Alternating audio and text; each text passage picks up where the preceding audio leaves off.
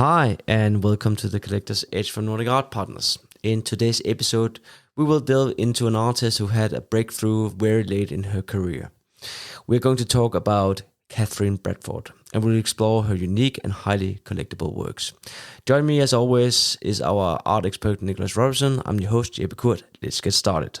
It is with Alex Rotter at 400 million. Selling here at Christie's, $400 million is the bid, and the piece is sold. We've all heard about it. Sometimes it's front page news. Important works of art are being sold for incredible sums of money.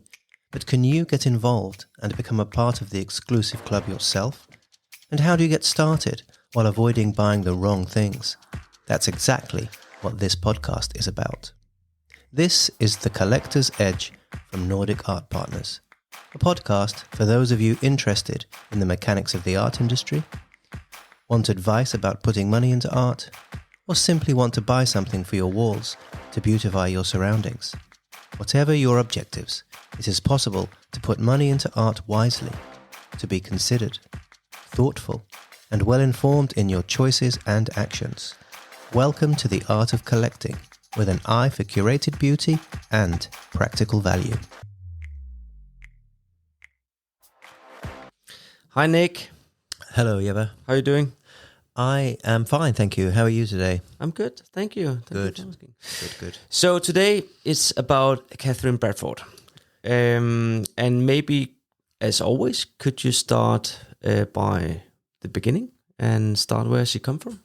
Sure, absolutely. Yes, Katherine Bradford is a really interesting artist, really interesting story, biography, and an artist that, I've known about for some time, but not an artist that I had spent a lot of time paying a lot of attention to. And this is a slightly rare case, possibly, if I may say, where you had been very interested in the work and your continued interest was a driver for my interest and my noticing the work. And we've got more interested in it over time. But that's a little bit the genesis of our interest. And I just wanted to sort of say that in this context, your noticing the work was a catalyst for my noticing the work. And it doesn't happen that way around so much. Anyway. No, it's good to try that way around. No, but I'm just saying credit where credit's due. Thank you. But Katherine Bradford is, we talk a lot about artists who have a very important role in history, and perhaps their influence, their achievements have not been noticed or acknowledged as much as we think should be the case. Katherine Bradford is a little bit different in that she's been painting for quite some time, but it took her a long time to get noticed. She'd be the first to say this, having achieved, a good, solid career now, but having taken a long time to get to that place. But I suppose, I guess your question was related to the biographical information, right? Just to maybe a background. Yeah, a little bit of background. As I also said in the beginning, is her breakthrough was very late in her career. So maybe we could start a little bit before the breakthrough. Yeah, makes sense. Well, she was born in 1942 and lived in New York City and Connecticut. We don't have, tremendous amount of biographical information about her, not that there's any sort of great secret, but she'd always been interested in art. But as a young person, it seemed that in her family context, the bohemian life of an artist was discouraged, or certainly not encouraged. So she followed a very conventional path in life in the 1960s, marrying, becoming a sort of dutiful wife, and then mother. She had boy-girl twins born in 1969. She spent the 1970s living in Maine, and she was part of an artist community that actually included Lois Dodd and Yvonne Jacquet. And with no training, she made some abstract works primarily about color and its relation to landscape or the evocation of landscape. But in the late 1970s, she realized that the artist life was a life that she wanted. And it was a life that she was not leading, and she had to make a determination about how to get this life. So in 1980, with the sort of disapproval of her family ringing in her ears, I suppose, she moved to New York City in order to pursue a life in art and to be in contact with an active arts community. So already she was 30 years of age when she determined that she needed to make this serious commitment to being an artist. So she studied, and then in 1987 she enrolled in graduate studies at SUNY Purchase, and very slowly but surely began her exhibiting career. Good, thanks. Let's get back to that, because it's a question for the next part. But could you start by describing her works and maybe also the themes and motifs you have? Sure. I mean, the first paintings that started to gain her some attention from the 2000s, a lot of them had a marine theme. Collectives of people related to being on boats, being in the sea, paintings of swimmers. The other bodies of work include Superman and superhero paintings, figures sort of liberated and flying free. And I guess, one of the very first sort of significant paintings, I suppose, that she has done is a painting called Runaway Wife. And there are many paintings that sort of relate to this theme of liberation, emancipation. In fact, there's a really interesting quote from her, if I may read it. So this is her words. I was living in Maine year-round in the 1970s. I had 2 children and an ambitious husband who basically wanted to be governor of Maine. When I realized the implications of that, I thought, this is going to be a train wreck. And I didn't want to get divorced, but I also didn't think I could be the first lady in the governor's mansion. One day, my husband invited some colleagues over for lunch, and I told him I just couldn't hack it. I didn't want to be there for one more lunch. So when the people came down the driveway to our home, I jumped out of a window and ran to my studio. So this is a story that, of course, tells a lot about her mindset and about her determination to free herself from the shackles of this very conventional, straightening life and, embrace an artistic life, the life of an artist, the path of an artist. So these earlier bodies of work are characterized by the thematic subjects that we've already talked about, the individual figure sort of flying free or caped. So, of course, in this sense, they're a superhero, sometimes very specifically Superman. And then we have the figures on boats and then swimmers, individual swimmers, groups of swimmers, or people gathered by the shore. And the way these paintings are made, they consist of large swathes of colour, blocks of colour that are built up through thin glazes.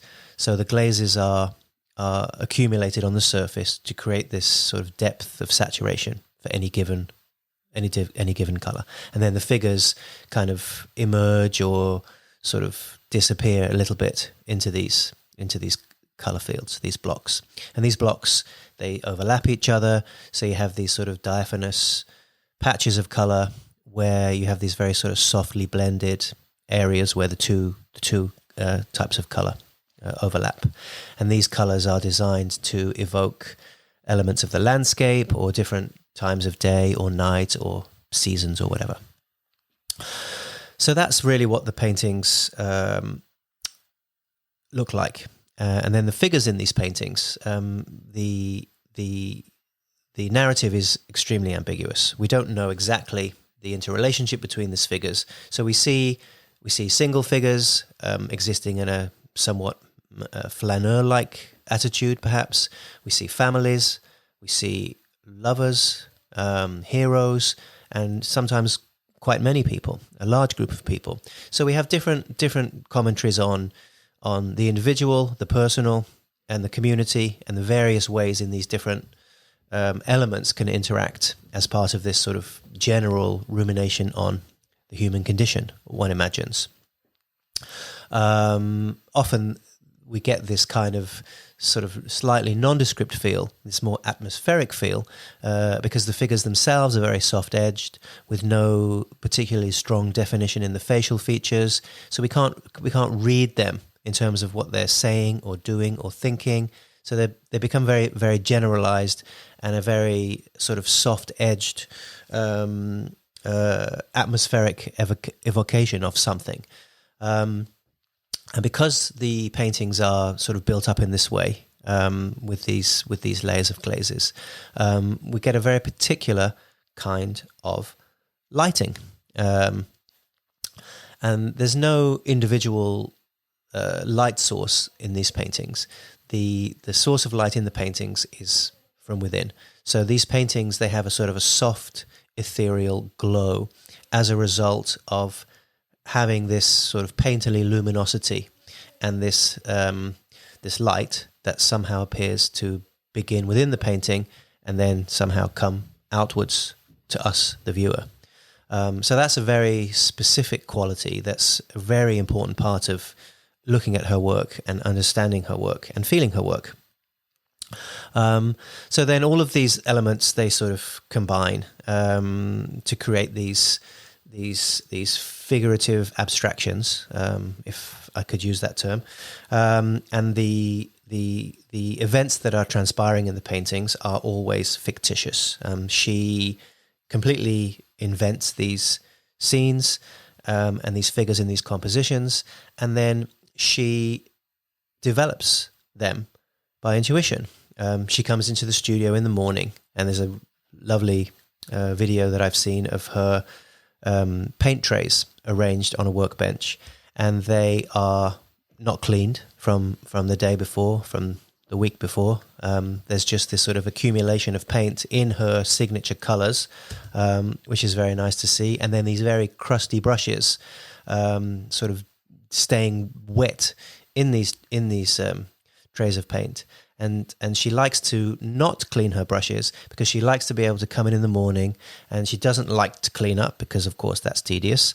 And she doesn't want to begin the day with a sort of a chore-like routine. She wants to be able to come in and survey the multitude of paintings that are arranged around her, all of which she's working on and evolving simultaneously. And then she just wants to be able to get in the zone and to start the challenge of moving these paintings forward in whatever way comes to her intuitively. So it's a really nice process that is, becomes very clearly reflected in the way these paintings look. And then I suppose if I'm going to talk about the final characteristic of her paintings, a visual characteristic that is most striking about them is the perspective. Now because you have these flat swathes of colour, often actually also sort of finished with this scumbled paint application on the very top layer, the very top surface. And by that I mean a sort of a drier pigment that is sort of almost like scratched onto the surface with a drier brush. So you have some accumulation of small areas of impasto on the surface. But fundamentally, you've got these big blocks of colour, and the way they are arranged gives a very sort of non-specific sense of perspective. So the sort of space that these paintings inhabit is not the same sorts of planes that we're used to in highly realistic painting, but it's a much more sort of atmospheric sense of coming in and out. Yes, thank you, Nick. And that is what they look like. Can you maybe say a bit more about her palette and colors? Yeah, the colors are very, very often bright, luminous colors, very, very kind of warm colors often. but a strong. She's a strong colorist, and I suppose you can see her.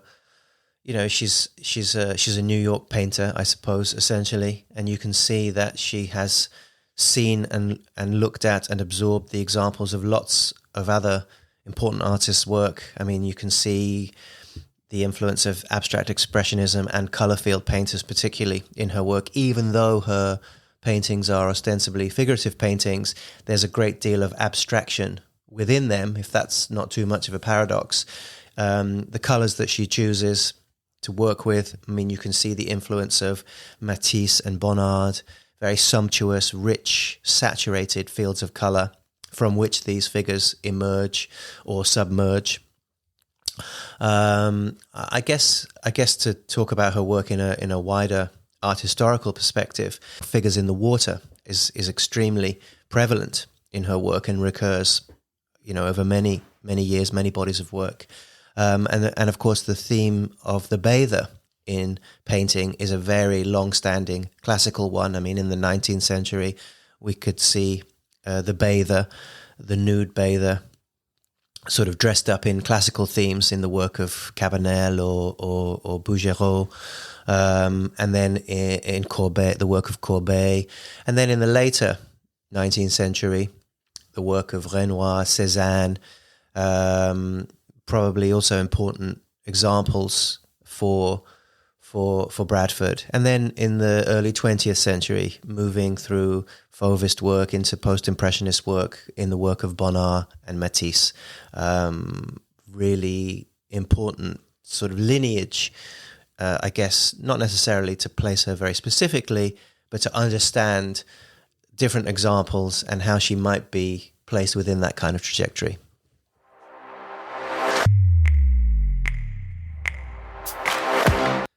So, Nick, let's get some facts on the table. Okay. Yeah. So, can you take it away? Okay. Well, she's in her 70s now, and I suppose in terms of a career, we can still describe her as a relatively new artist. She came to prominence in the 2000s, or prominence. She started to gain some traction with her work in the 2000s, and I suppose we could trace her breakout exhibition to 2016, which was her first solo exhibition with Canada, which is a really nice gallery, really good gallery in New York City. But her teaching, beyond her exhibiting career, she has an important role as a teacher, and her teaching legacy includes influencing many young artists through various teaching positions. She's taught at the Pennsylvania Academy of Arts.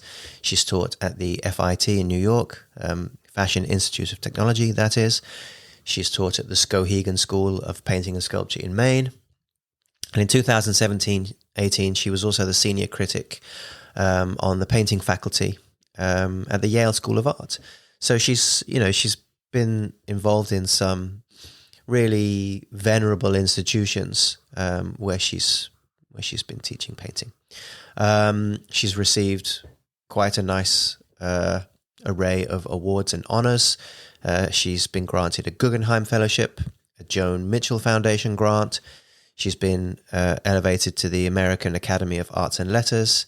And in a really nice sort of, gesture, nod to her status, she was commissioned to make a set of murals for the First Avenue station on New York City Subway's L train. And this is the last station in Manhattan before one crosses the water into Williamsburg, Brooklyn, where she's had her studio for many years, starting in the 1980s when she moved back to the city. This was a neighborhood that was really just a neighborhood consisting largely of Polish immigrants and not at all an artistic bohemian neighborhood. It was really just a cheap place for artists with no money to get studio space. But now she has this incredible set of murals in the subway station. So that's a sort of a nice public acknowledgement of her role in this community and her role as an important artist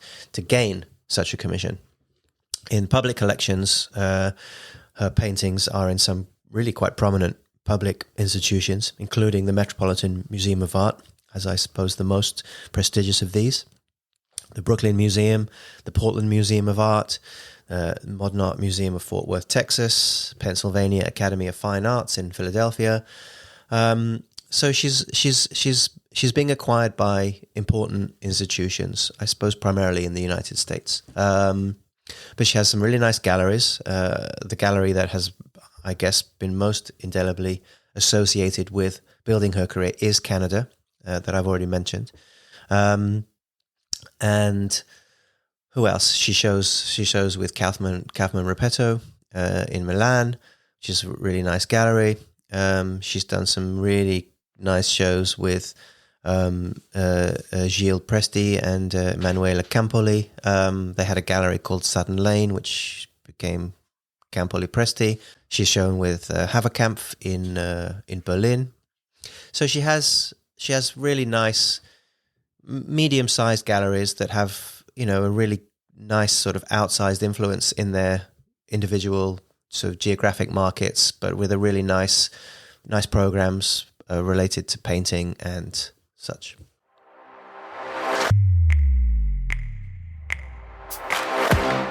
So, as you just mentioned, Nick, with the numbers and years, Bradford started showing frequently in New York in 2007 and up.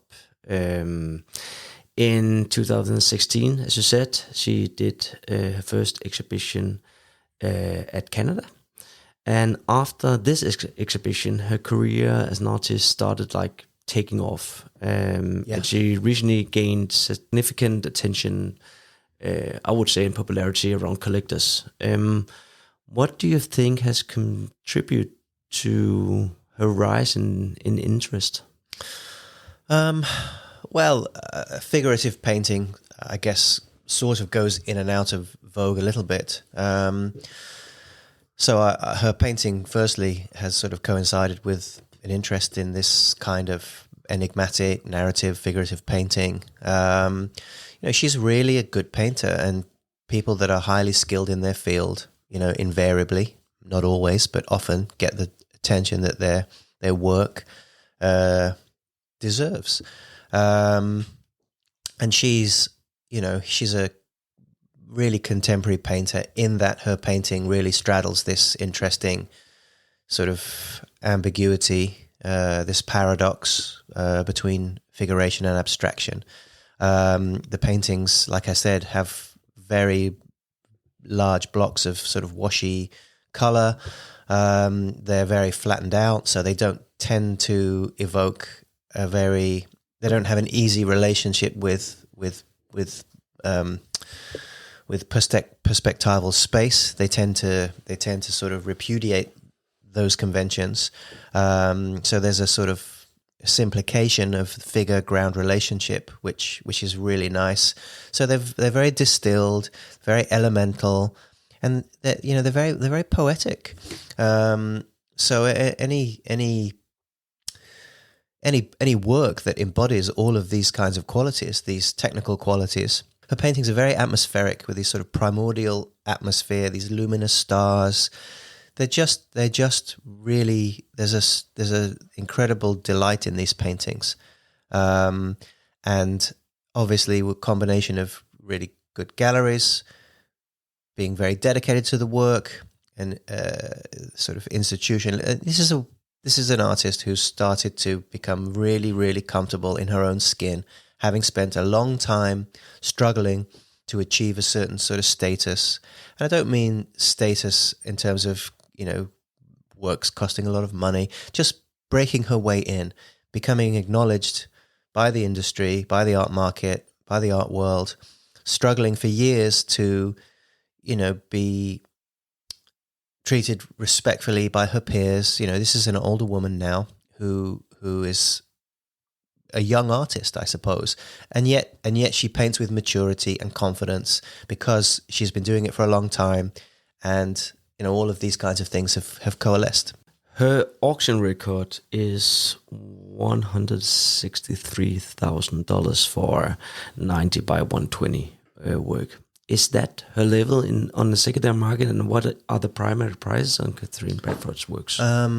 Primary prices. Well, the primary prices start at around 25,000, I guess, for a very small painting. A painting that is sort of 1.5 meters, maybe 150 centimeters tall. I think that's probably around $80,000 today. Bigger ones more, smaller ones a bit less, but this is the sort of general range. Secondary market paintings are a bit more expensive than her primary market paintings. It's not impossible to buy them on the primary market, but it is quite difficult and has been quite difficult. Why is that? We're now into July 2024, and we're seeing a slightly different art economy. So, of course, when the market softens, then it becomes easier to buy paintings on a primary market. But they have been very highly demanded. And, like anything, when a very good example becomes available on the secondary market, it can achieve a good price.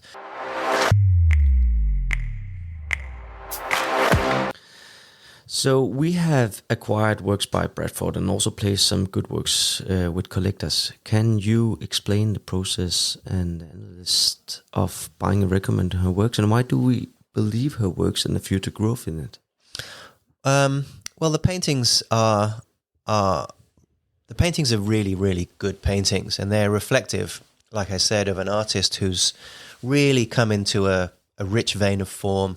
Her maturity sort of shines through, but there's still like a sort of a youthful vibrancy, a kind of a faith in humanity. There's something really uplifting about these paintings. So, we always have to go on the strength of feeling that we have for a work. Obviously, our interest is substantiated by these other factors in the market that make us feel that, we're not some lone voice in a vacuum. There's a lot of interest in her work. They're very well regarded. There's a strong regard for them across the world. So we just feel that, they're not cheap paintings. They're not expensive paintings. There's good value for the quality, and we feel like it's a really good artist to pay attention to and to be committed to. So that's really what it comes down to. And what kind of work would be good to acquire for collectors? Well, I think that works are best described in terms of the balance of composition, the quality of the light, a certain harmony between these elements. So I suppose really it just comes down to a sort of a qualitative assessment of individual paintings. But thematically, paintings of swimmers, paintings that have these figures somehow interacting. There's something. The heroes? There's something. Yeah, the hero paintings are nice. People flying in the air, kind of completely liberated from their, earthly woes, so to speak. There's something really, really nice and free about those pictures. And then I really think the paintings that have this built-up layers of glazing that allows the kind of light to shine from within. Like I said, there's no specific light source in the paintings. And so when you feel that they have this warm inner glow, then I think that, you have something that really embodies what she's really good at doing. Can you maybe also try to explain where she is in her career? I don't believe that we can label her as a blue chip artist, but I guess she is maybe becoming that, or is that still to be determined? Yes, absolutely, it's still to be determined. I mean, she's not, she's a really successful artist whose work is still, good value, but can be expensive. I think that she is a painter who will really, really have a strong sort of residual career and reputation, a legacy, if you like. I do not think that her works are sort of transient and fleeting. I think they have a strength and a confidence and a potency that will endure. And I think when you have something that, has the ability to be a unique sort of visual thing that then can become an iconic kind of look, and feel, then you have an artist who has longevity to look forward to. And I believe that's the case with her work, for sure. So why should everyone consider adding a Katherine Bradford painting to their collection? Well, what would it's not a Picasso, right? Picasso, everybody knows Picasso, but Katherine Bradford is maybe not that known. No. But it's for us, with our eyes, with the knowledge we have, with our looking into the market, what we believe in, we think it's a really good thing to have. Why is that? Well, for the reasons that I've described. I mean, they're really, really good paintings. They're easy to live with. They're easy to see, these qualities that I've described. They have a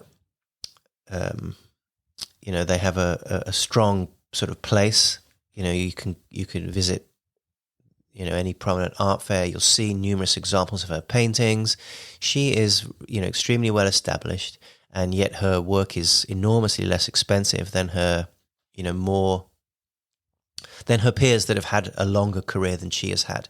So I suppose you could say she's a really mature artist with, a long history of developing her craft and her skills. And yet her prices are more related to a younger artist. So you might say you get like a lot of painting heritage for the money that you have to spend to get one, which I think is is good. I mean, everybody likes to feel like things are good value rather than overpriced, obviously. So I think that's sort of part of it. But by the same token, the works are not sort of $12,000. They're not cheap pictures. She is a very well-known artist. She is an artist whose career is, been in the ascendancy for some time. So my feeling is that that's just something that will continue.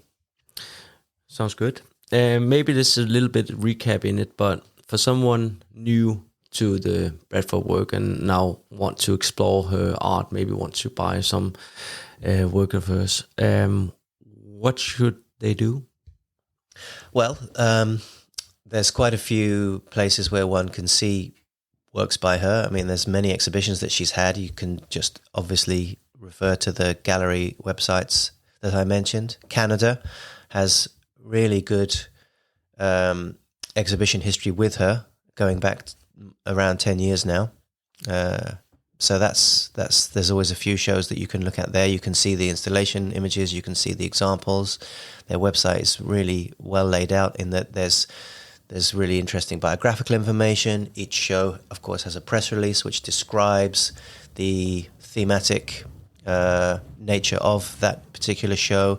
And also what's really good is the exhibition pages on Canada's website have links to all of the press that each of her exhibitions has received. And there's some really nice reviews that speak of these kinds of themes critically that I have described.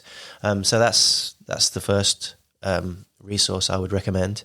And I think that the Emanuela Campoli's website is really good also. And then just, Googling her name, you'll see. Actually, one thing that's really nice is to look at YouTube. She's really quite a generous interviewee, and there's many instances of people being with her in her studio. You can sort of get a little taste of what her practice is like, the way she conceives of herself and her work and her life as an artist. And she talks very openly, not only about her struggle and her journey and her looking for a way into this world, but also her process, her methodology, the way she makes paintings. And it's really, you really can see and feel how she works. Thanks, Nick. I think we covered the most of Katherine Bradford. Do you have anything to add? No, I don't. I think that we've described her work. We've described her career path to the kind of status that she enjoys now. We've talked about what to look out for. We've talked about her place in the market. She's a really great artist who really has a lot of fun with making paintings, who obviously really enjoys and appreciates where she's at as an artist. She's had this sort of circuitous, maybe slightly tortuous route to get there.